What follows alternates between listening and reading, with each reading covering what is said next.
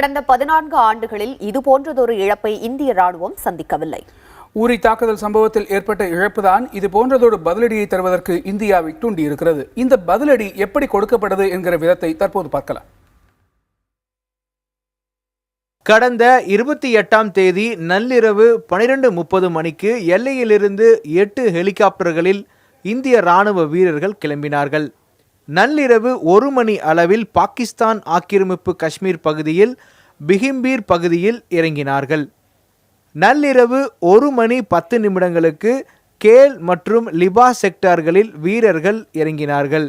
நள்ளிரவு 1 மணி 13 நிமிடங்களுக்கு தாக்குதல் தொடங்கியது. ராக்கெட் லான்ச்சர்கள், பெரிய ரக LMG மற்றும் SLG ஆகிய ஆயுதங்களை பயன்படுத்தி இந்த தாக்குதலை இந்திய ராணுவ வீரர்கள் மேற்கொண்டனர். அதிகாலை 4 மணி அளவில் பாகிஸ்தான் ஆக்கிரமிப்பு காஷ்மீர் பகுதியில் இருந்த 7 பயங்கரவாத முகாம்கள் அழித்தொழிக்கப்பட்டன. அதிகாலை 4:30 மணிக்கு வீரர்களை ஏற்றிக்கொண்டு மீண்டும் இந்திய முகாமுக்கு ஹெலிகாப்டர்கள் திரும்பின.